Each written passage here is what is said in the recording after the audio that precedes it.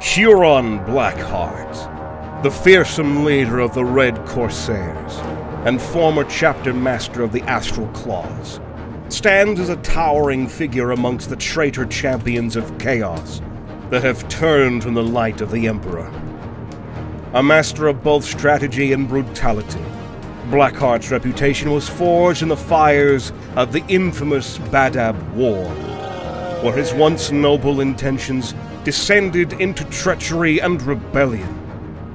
His transformation into a powerful, traitor space marine was marked by a catastrophic betrayal, leading him to pledge his allegiance to the dark gods of chaos. Clad in ancient power armor, and wielding a masterfully crafted weapon named Tyrant's Claw, a bionic arm fused with a heavy flamer, Huron Blackheart inspires both fear and loyalty amongst his renegade pirate brethren. Under his command, the Red Corsairs have grown into a formidable force, commanding many pirate raids, striking from their hidden bases in the Maelstrom to raid the Imperium's territories. His name is synonymous with terror and anarchy, a scourge upon the galaxy, relentlessly pursued by those he once called brothers.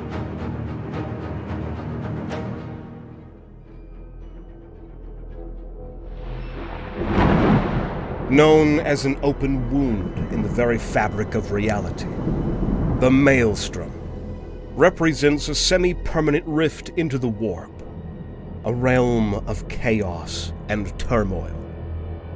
Within this tumultuous expanse, demonic entities traverse the physical plane, haunting worlds engulfed by its malevolent energies.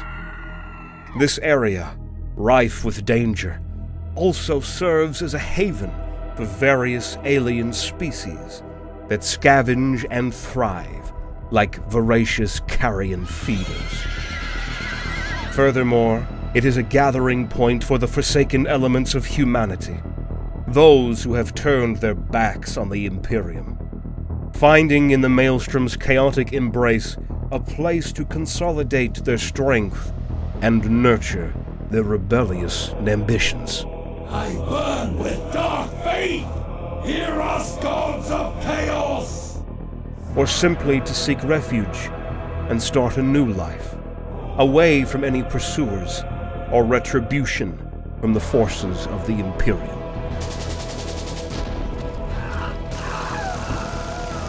In the year 587 of the 41st millennium, the High Lords of Terra, gravely concerned by the growing threats emanating from the Maelstrom, issued an Edict Imperialis. This decree mandated the permanent deployment of several Space Marine chapters to the Maelstrom zone. Their mission was clear: to safeguard the interests of the Imperium and bring a semblance of order to this tumultuous region. The Astral Claws, a chapter renowned for their valorous contributions to the Imperium, were bestowed the prestigious responsibility of leading this initiative. Their appointment as the foremost among the newly established Maelstrom Warders was a testament to their illustrious history and a recognition of their martial prowess. With the Maelstrom Warders in position, the Astral Claws assumed command of an orbital battle station near the critical Badab system. This formidable structure was transformed into their fortress monastery, serving as the heart of their operations in the Maelstrom zone. From this strategic vantage point, the Astral Claws vigilantly oversaw the unstable region, and their presence began to have a tangible impact. Trade routes, long imperiled by the hazards of the Maelstrom, gradually reopened, allowing the riches of this contested zone to once again flow into the Imperium's treasuries. The Astral Claw's stewardship marked a period of relative stability and renewed prosperity, as they worked tirelessly to enforce the will of the Imperium, amidst the chaos of the Maelstrom.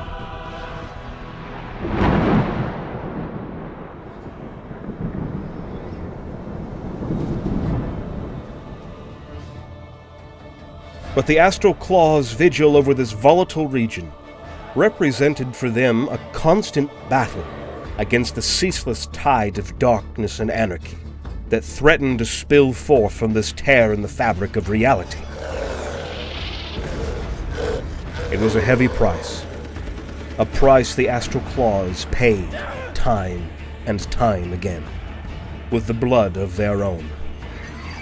As time passed, this chapter of stubborn Space Marines, as guardians of the Maelstrom, faced an increasingly isolated and desperate struggle, engaged in a relentless war against the encroaching darkness. They found their numbers waning, their allies dwindling. The other chapters of the Maelstrom Warders, once united in this daunting task, were gradually redeployed to distant battlefronts, leaving the Astral Claws to bear the brunt of the conflict. Each plea for reinforcement and support met with nothing but the cold void of indifference and silence from the higher echelons of the wider Imperium. The course of history might have been different if another had ruled over Badab, the Astral Claws' stronghold. But it was Luft Huron, a leader of formidable will and ambition, who presided over this darkening era. He witnessed firsthand the growing malignancy within the Maelstrom, feeling the weight of each sacrifice, as his chapter bore the sole burden of this endless vigil. Faced with the potential extinction of his warriors, a slow death through attrition and neglect, Huron was confronted with an untenable situation. Could a leader, revered and followed by his warriors, stand idly by as his chapter faded into oblivion? Was he to accept defeat without question? Driven by either pride or desperation, or perhaps a blend of both, Huron made a fateful decision. He chose to defy the rigid and unyielding dictates of the Imperium, a path that would forever alter the destiny of the Astral Claws and set them on a collision course with fate itself. As Huron cemented his dominion over the Maelstrom Zone, his methods grew increasingly autocratic and ruthless, slowly earning him the moniker of the Tyrant of Badab. His reign was characterized by an iron-fisted approach to governance, enforcing his will with a blend of tactical brilliance and sheer brutality. Huron's consolidation of power was not just a military campaign, but a strategic manipulation of resources, alliances, and fear.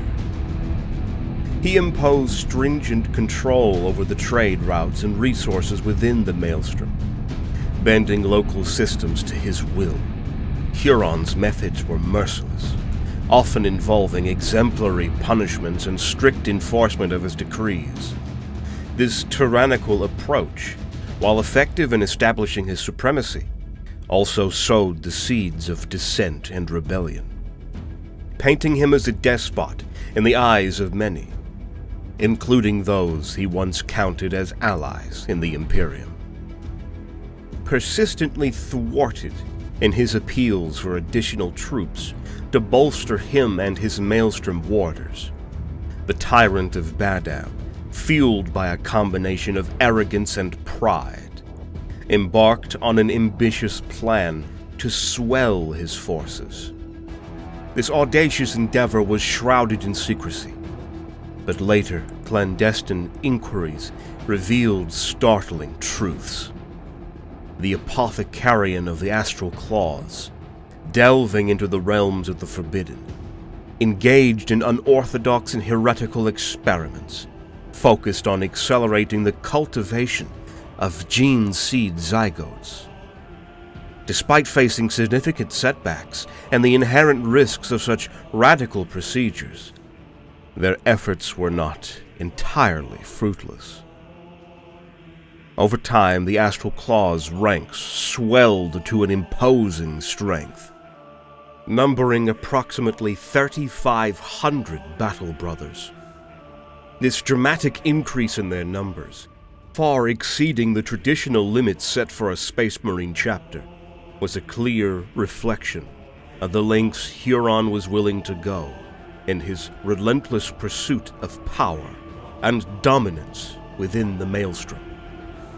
The escalating conflict between the demands of the Administratum for imperial tithes and the long-standing privileges granted to Adeptus Astartes commanders to defend the Imperium using all available means quickly escalated into a major dispute, later termed the Badab Schism. This contentious period extended over more than a century.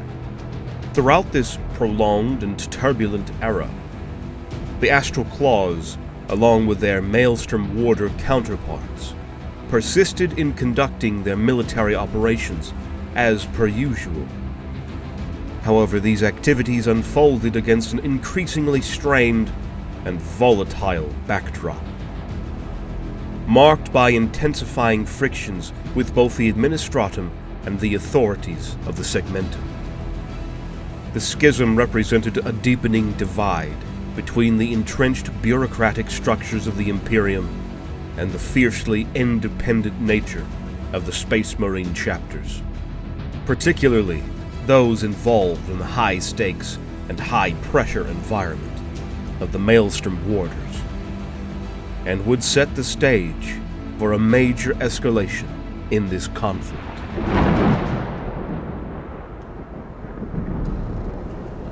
Luft Huron, who earned the ominous title of the Tyrant of Badab, was described by officers of the Imperium as an individual consumed by ambition and a relentless hunger for power, characteristics deemed unsuitable for a leader within the ranks of the Space Marine chapter.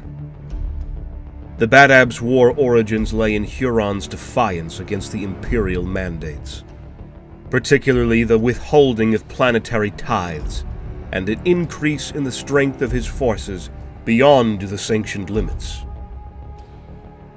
These actions sparked outrage and suspicion among the other Space Marine chapters and the Imperium's governing bodies, leading to a demand for accountability and compliance from the Astral Claws. Huron's refusal to adhere to these demands, coupled with his aggressive expansionist policies, resulted in several Space Marine chapters being deployed to quell the uprising, leading to a series of brutal battles in the year 901 of the 41st millennium. The conflict was marked by its complexity, involving not just military confrontations, but also political maneuvering, betrayals, and shifting allegiances among various Space Marine chapters. The Badab War inflicted heavy casualties on both sides and caused significant damage to the Imperium's infrastructure and morale. It was a war of immense proportions, pitting the Imperium's most formidable warriors against each other. The repercussions of this internecine war were far-reaching, dragging millions of lives into its maelstrom of destruction as entire worlds were engulfed in the turmoil. In the final stages of the Badab War, the insurrection led by the Astral Claws had been driven back to their stronghold in the Badab system, specifically to the formidable Palace of Thorns, the Astral Claws' main base of operations. prelude to the planetary assault was marked by relentless bombardment from orbit. This devastating barrage reduced entire cities to mere rubble and ashes, transforming the landscape into a hellish tableau of destruction. Immense columns of smoke and flame erupted from the shattered remnants of what were once bustling urban centers, reaching skyward as if to merge with the heavens themselves.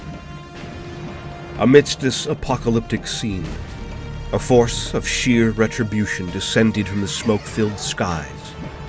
7 companies of the Star Phantoms chapter, akin to wrathful angels of vengeance, launched their attack, plunging headfirst into the maelstrom of battle that engulfed Badab and the Palace of Thorns. The Astral Claws, along with their allied forces, mounted a fierce and tenacious defense. They fought with desperate resolve, ensuring that the Star Phantoms paid dearly in blood for every inch of ground they gained. Despite the ferocious resistance, the Star Phantoms inexorably advanced, systematically overcoming the defensive strongholds of the Astral Claw. As the hours wore on, the tide of battle gradually turned against the besieged defenders. More and more of their positions fell, and the grim toll of the dead continued to climb. The climactic moment of the Badab War arrived when Captains Rukol and Drocles of the Star Phantoms, in a decisive and fateful confrontation, delivered a crippling Melta blast to Huron. This critical strike proved to be fatal for the tyrant of Badab. With Huron's fall, the tumultuous and bloody chapter of the Badab War drew to a close.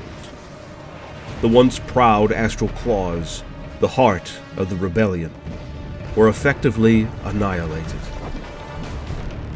The very fears that had haunted Huron, the dread of his chapter fading into obscurity, perishing unnoticed on the fringes of the Imperium, were ironically replaced by a stark and brutal reality: their complete eradication at the hands of the very empire they once served.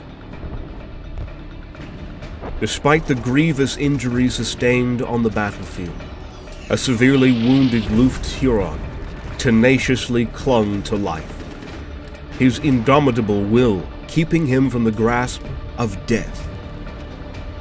His body barely recognizable as human, a mangled and charred shell, with much of the right side completely obliterated. In this dire state, he was rescued by a loyal group of his veteran Astral Claws.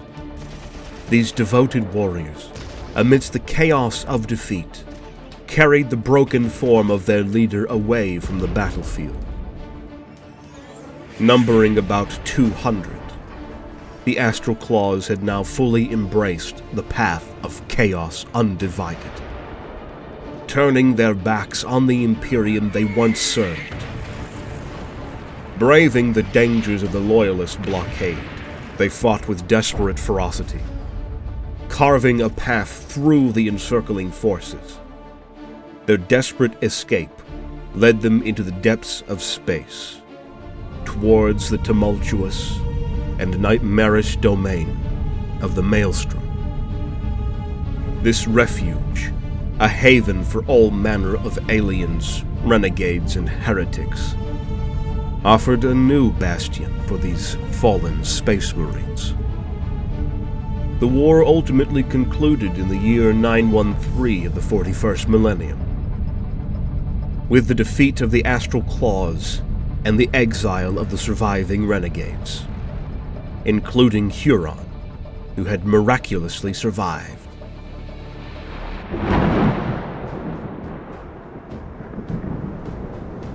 In the midst of the Maelstrom's tumultuous and warp-infused nebulae of dust and gas, a dedicated team of tech marines and apothecaries undertook a grueling endeavor.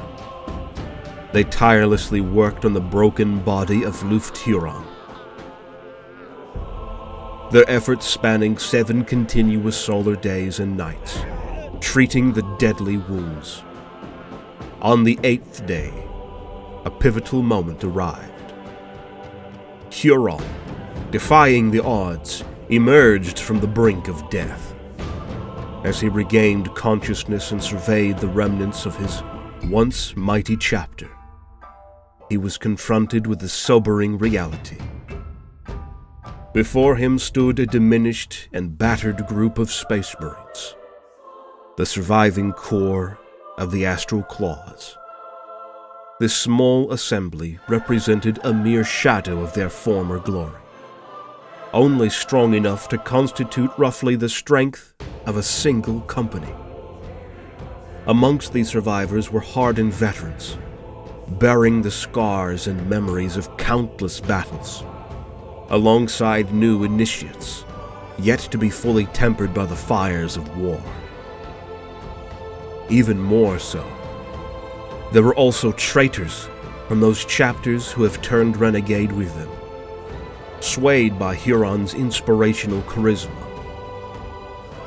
Space Marines from the Mantis Warriors, the Lamenters, and the Executioners escaped into the Maelstrom with Huron, even though their former battle brothers would be given the opportunity to atone for their sins via penitential crusades. This gathering of traitors and renegades was a poignant reflection of a past now irretrievably lost. A legacy shattered in the aftermath of the Palace of Thorns' fall. In their eyes, Huron could see both the remnants of unwavering loyalty and the dawning of a new, uncertain future. Together, this disparate group of warriors stood at the threshold of a new era, one far removed from the ideals and structure of the Imperium they had once served. Now united under the banner of their miraculously recovered leader in the heart of the Maelstrom. In the aftermath of their devastating loss at Badab, Huron addressed his remaining warriors. His voice, heavy with resolve and bitterness, commanded them to erase the symbols of their former allegiance to the Imperium, the very entity he declared had betrayed them. He urged them to repaint their armor in a vivid red, symbolizing the blood of their fallen brethren. His message was clear. They would endure. They would rebuild. With these words, the remnants of the Astral Claws let go of the last vestiges of their honor. Thus the Astral Claws ceased to exist, replaced by the ominous shadows they had become, garbed in the crimson hue that would soon define their new identity. They transformed into the Red Corsairs, a name that would become synonymous with their bloody legacy. If a life of honor was denied to them, Huron proclaimed, then they would carve out a dominion in the chaos of the Maelstrom. Commanding his fleet, the tyrant set his sights on new territories to conquer. By the 12th solar day, Huron had regained enough strength to stand and wear his Terminator armor once again. His followers, awed by his resilience, hailed his recovery as miraculous. A dark miracle indeed. Huron, leading his compact but formidable band of Red Corsairs, swiftly located and overran a pirate stronghold. Despite their limited numbers, they unleashed a devastating assault, showcasing their superior combat prowess. The stronghold, caught off guard and ill-prepared for such a force, was overwhelmed with brutal efficiency. The Red Corsairs spared no quarter, resulting in the massacre of the ambushed pirates. The few who survived this onslaught were left with no choice but to swear fealty to Huron, the tyrant of Badab. These survivors, now subjugated, were quickly assimilated into the ranks of the Red Corsairs, albeit in a markedly subservient role. Before long, the disparate and lawless denizens of the Maelstrom came to understand the dire consequences of defying the master of the Red Corsairs. Huron's reputation as a relentless and uncompromising leader spread rapidly throughout the unstable region. Recognizing his growing power, few dared to oppose his demands. Huron, leveraging his newfound authority, began to systematically appropriate resources to bolster his fleet and forces. He seized starships from pirates and renegade navigator clans, expanding his naval capabilities with each acquisition. These vessels, varying in size and might, significantly enhanced the Red Corsairs' ability to project their power across the Maelstrom and beyond.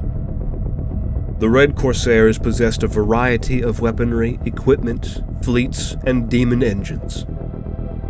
Huron Blackheart's naval power had grown to the point that he was capable of threatening entire subsectors and defeating even large Navis Imperialis flotillas in open void warfare.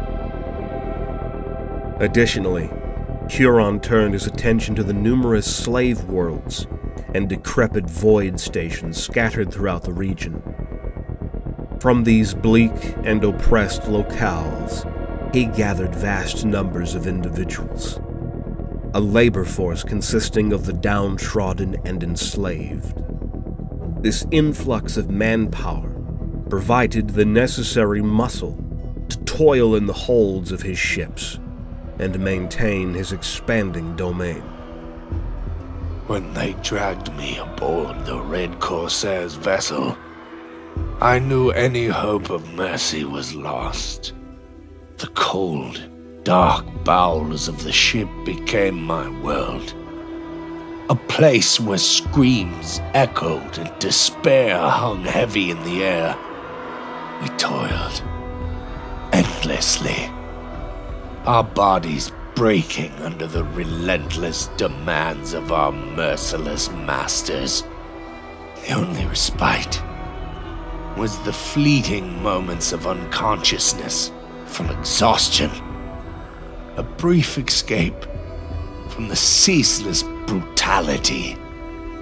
In the Red Corsairs' grip, we were nothing but expendable tools, our lives worth less than the rusted chains that bound us. As Huron's dominion expanded, he reveled in the newfound freedom that came with his liberation from the stringent regulations of the Imperium. Within the tumultuous realm of the Maelstrom, Huron's notorious deeds and the dread he instilled earned him a fitting epithet: Blackheart. This title, bestowed upon him by the inhabitants of the Maelstrom and beyond, became a symbol of his ruthless nature and the fear he commanded.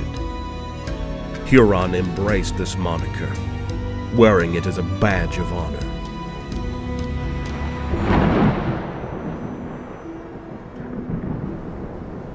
Legend has it that Huron Blackheart endures ceaseless suffering with every moment he remains awake.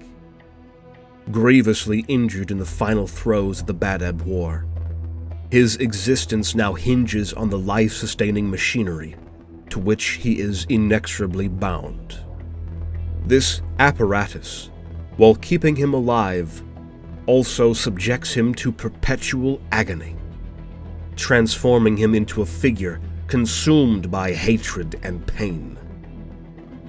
Huron, his form marred by scars, and his movements accompanied by the ominous clicking of his mechanical claw, continues to lead his forces into battle. With each conflict he partakes in, the torment of his existence intensifies, fueling a growing well of spite and malevolence within him. Besides, it is said that there's a creature of the warp that has been linked over time with Huron. The Hamadria, a bizarre entity linked to Huron Blackheart, is a chameleon-like creature with slick skin and blank red eyes, sometimes resembling a featherless bird or a skinless dog. Its form shifts ambiguously, especially in one's peripheral vision, or it can appear as a large or distorted figure, or even a flickering flame.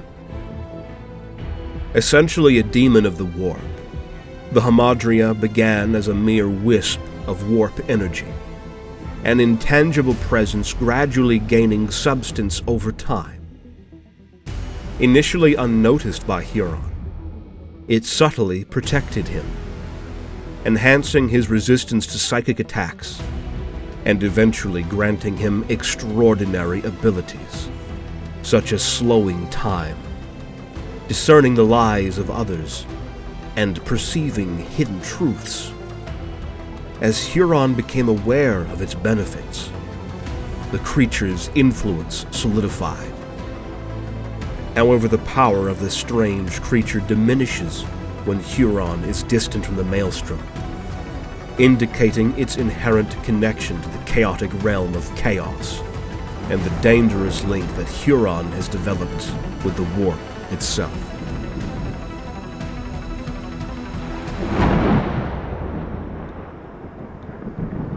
As Huron Blackheart's dominion expanded, so too did the might of the Red Corsairs, attracting countless human heretics to its banner, but also renegades from various Space Marine chapters.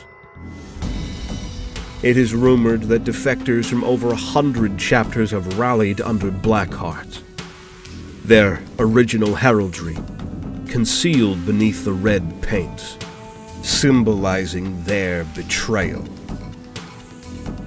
The pervasive influence of the warp permeates the Maelstrom, affecting all who reside within its chaotic bounds.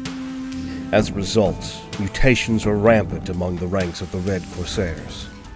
In this twisted environment, cults and factions worshipping the dark gods flourish, further cementing the Red Corsairs' descent into chaos and anarchy.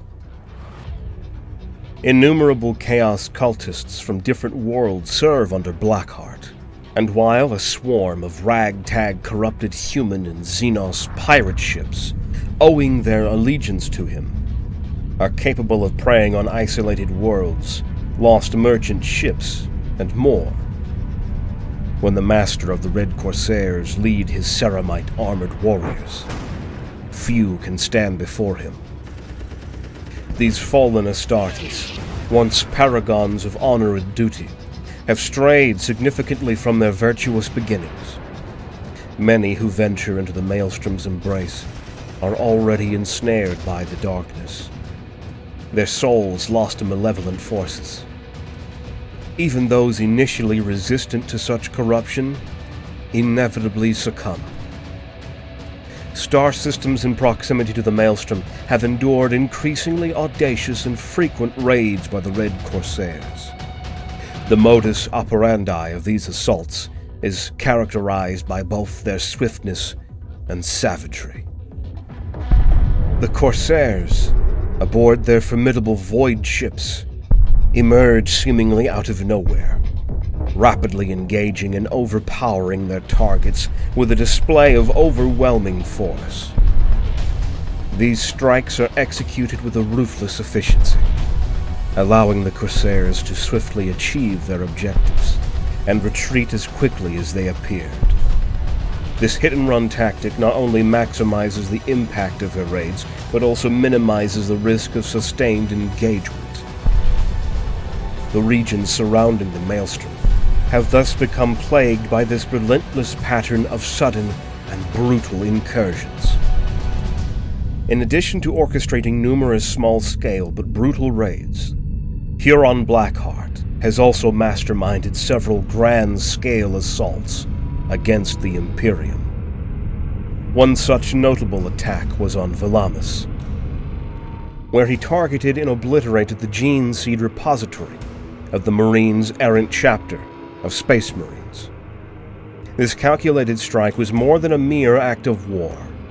It was a vengeful response to the chapter's involvement in the downfall of Badab. By annihilating their gene seed stock, Huron effectively sealed the fate of the Marines' errant, dooming them to a gradual decline and eventual extinction. In another significant offensive, Huron Blackheart demonstrated his ruthless efficiency at Parenxes. There he orchestrated a devastating ambush against a combined strike force of the Space Wolves and Death Hawks chapters. In a notable feat, Huron personally engaged and ultimately slew Wolf Lord Nyril Bluetooth. The triumph at Parenxes was not only marked by the defeat of these Space Marine chapters, but also by Huron's capture of a valuable asset, the strike cruiser named Wolf of Fenris. This prize not only served as a symbol of Huron's victory, but also as a strategic addition to his growing fleet, further bolstering the Red Corsairs' capabilities for future engagements.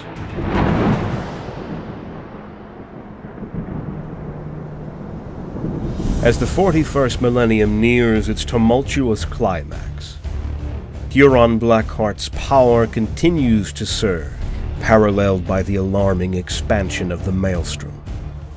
This chaotic region, once confined to certain boundaries, now ominously encroaches upon worlds previously untouched by its malevolent influence.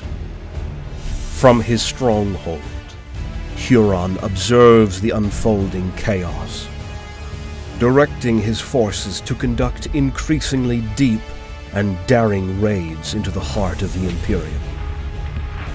There is growing speculation among many, including the fearful lords of Terra, that the havoc wrought by Huron thus far is merely the tip of the iceberg. Rumors abound that Huron, the deposed tyrant of Badab, is biding his time, amassing strength for a purpose known only to him. The full extent of his military might, it is whispered, remains unseen. A dormant force of devastating potential.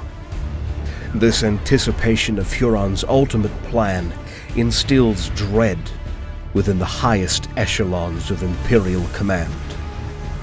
They harbor a grave concern that when the decisive moment arrives, Huron will emerge with a vengeance, seeking to reclaim the power and position from which he was once violently unseated. The Red Corsairs are consummate raiders with vast resources at their disposal, comprising traitorous individuals, each with their own tale of black infamy. They exist to plunder and reave wherever their predatory avarices leads them, often far beyond their strongholds within the Maelstrom. Countless renegades have pledged themselves to Huron Blackheart, and while some seek vengeance, others fight for nothing more than personal power.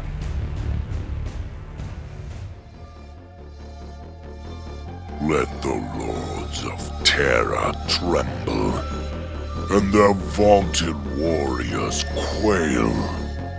For the shadows we cast grow long and dark across their realms, a foreboding omen of the tempest that brews. We, the Red Corsairs, once loyal sons turned forsaken outcasts, have honed our might within the anarchic embrace of Maelstrom's chaos.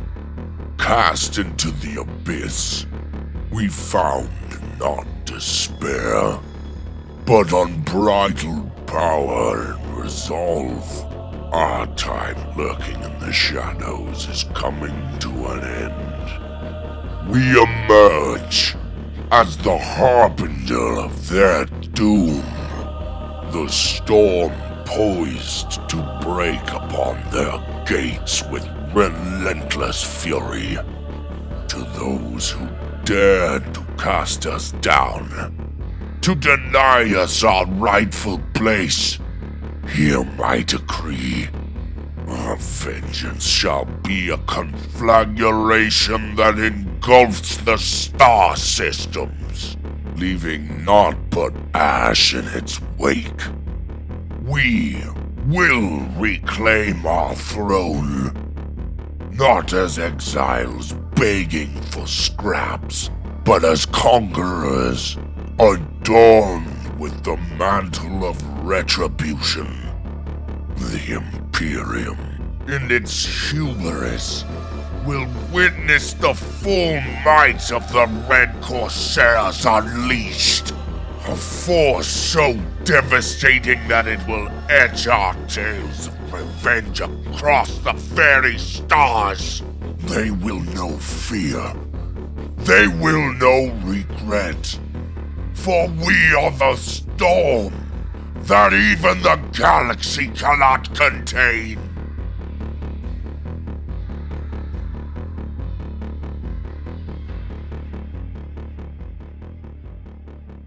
Alright brothers, I hope you enjoyed this episode as much as I did making it.